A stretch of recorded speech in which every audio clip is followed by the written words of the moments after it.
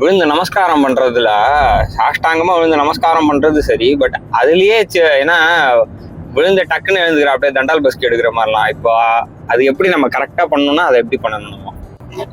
எப்படி சேவிக்கணும்னு சொன்னா, சித்திரகூடத்துல பரதன் எப்படி பெருமாளை சேவிச்சாலும் அந்த மாதிரி சேவிக்கணும். தெரியுமா? தண்டவத் பதிதம் பூவி அப்படின்னாரு. அதான் தண்டம் சமர்ப்பிக்கிறது சொல்றோம் இல்லையா? ஒரு தடி நிக்கிறது இல்ல, இப்படி தடியை ஊனிட்டு இருக்கோண்டா, கை எடுத்தா அந்த தடி தான் ஆகும், அப்படியே தான் விழும். அப்படிதான் சேவிக்கணும். இதுதான் தண்டவத் பிரணாமம் அப்படின்னு பேரு. தண்டவத் பிரணாமம் அர்த்தம், ஒரு தண்டம், ஒரு குச்சி இருக்கு, அது கீழே நீட்டினா, அது கீழே போட்டா எப்படி இருக்குமோ அந்த மாதிரி நாம பிரணாமம் பண்ணணும். இதுதான் வழி. இதுல ஸ்திரீகள், பெண்கள் சேவிக்கிறது எப்படி, புருஷால் சேவிக்கிறது எப்படி அப்படின்னு வித்தியாசம் இருக்கு. ஸ்திரீகளுக்கு பஞ்சாங்க நமஸ்காரம்னு பேரு. 5 அவயவங்கள் தான் தரையில படணும், பூமியில படணும். எல்லா அவயவமும் பூமியில படக்கூடாது. நெத்தி, கை, கால்கள், முட்டி அப்படிதான் இருக்கணும். புரியுதா? மார்பு பூமியில படக்கூடாது. புருஷனுக்கு அவயவம், அஷ்டாங்க நமஸ்காரம்னு சொல்றோம். நெத்தில இருந்து ஆரம்பிச்சு பாதம் வரலாம், உச்சில இருந்து உள்ளங்கால் வரையில சொல்றோம் இல்லையா, பாதம் வரலாம். நாம நன்னா விழுந்துதான் சேவிக்கணும்.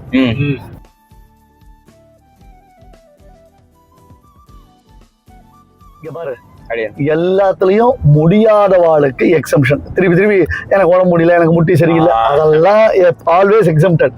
இந்த எக்ஸம்ஷன்ல மெயின் கேஸ்ல கொண்டு இம்சை பண்ணக்கூடாது. புரிஞ்சுதா? முடியலன்னா முடியலதான், அப்ப என்ன பண்ண முடியும்? நீ உழுந்து செய்வீன்னு சொன்னா உழுந்த அப்புறம் எப்ப ஏந்துக்கிறது? இது எல்லாரும் இம்சை பண்ணுவா. என்னால முடியல, நான் என்ன பண்றது? முடியலன்னா என்ன பண்ண முடியும்? அத கொஸ்டின்ல கொண்டு வரக்கூடாது. ரைட்டா? புரிஞ்சு கொடுத்தா? அதனால சாஷ்டாங்கமா சேவிக்கும் போது புருஷாலாம் நல்லா அப்படி கையை நீட்டிதான் அப்படி சேவிக்கணும்.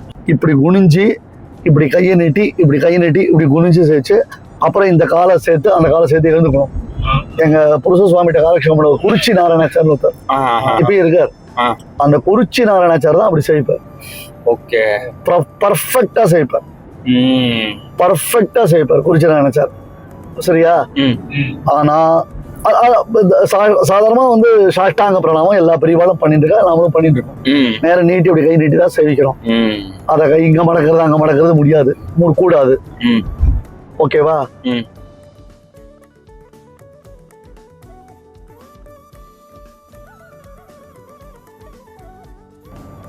கோவில்கள்ல ஏன் சேவிக்க கூடாது இன்னொருத்தர அப்படின்னு ஒரு கேள்வி வரும்பொழுது, நாம முன்னாடி பெருமாள் இருக்கார், புரியுதா?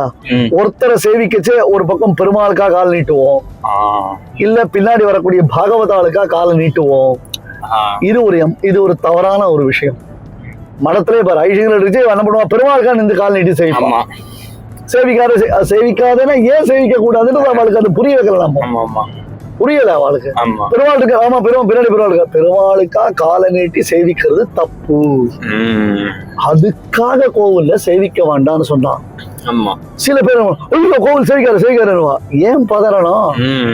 சேவிச்சுட்டா தப்பு இல்ல, ஆனால் அதை சேவிக்கும் போது சிச்சுவேஷன் சரியா இருக்காது. இந்த பக்கம் ஒரு தெய்வ சன்னிதானம் இருக்கணும், அந்த பக்கம் ஒரு தெய்வ சன்னிதானம் இருக்கும், இந்த பக்கம் 4 பெரியவா வருவா, ஒரு பக்கம் பாகவத கோஷ்டி வரும். எதுக்கு நாம அந்த பக்கம் காலை நீட்டுறது அப்படின்னு ஒரு அஞ்சலி சாதிச்சோம்.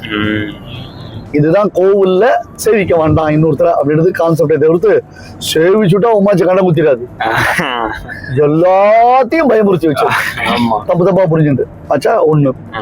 2வது, இன்னைக்கு சேவிக்கிறவ எல்லாரும் நீ சொல்ற மாதிரிதான். நான் அடிக்கடி சொல்லுவேன், ஜாக்கி ஜான் ஜெட்லி மாதிரிதான் இருக்கா எல்லாரும்.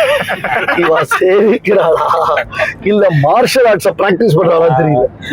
அது புருஷாலா இருந்தாலும் சரி, ஸ்திரீகளா இருந்தாலும் சரி, முதல்ல நம்ம ஆத்து குழந்தைகளுக்கு சேவிக்க கத்து தரணும்.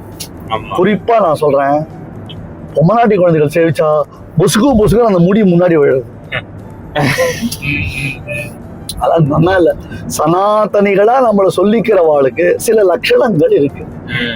தலைய முடிஞ்சுக்கணும், தலைய விரிச்சு போட்டு வரக்கூடாது. ஐயோ, எல்லா கல்யாண காலத்திலயும் தலையை விரிச்சு போட்டு வரா, தலைய முடிஞ்சுக்கிறதே இல்ல, எவ்வளவு சொல்லியும் கேட்க மாட்டேன்றா. ஸ்திரீகளும் அப்படிதான் இருக்கா, புருஷாலும் அப்படிதான் இருக்கா. கஷ்டமா இருக்கு. சேவிக்கச்சே சாஷ்டாங்க பிரணாமம் புருஷர்களுக்கு, பஞ்சாங்க பிரணாமம் ஸ்திரீகளுக்கு. இதான் கான்செப்ட். புரிஞ்சுதா? இதை மைண்ட்ல செட் பண்ணிக்கணும்.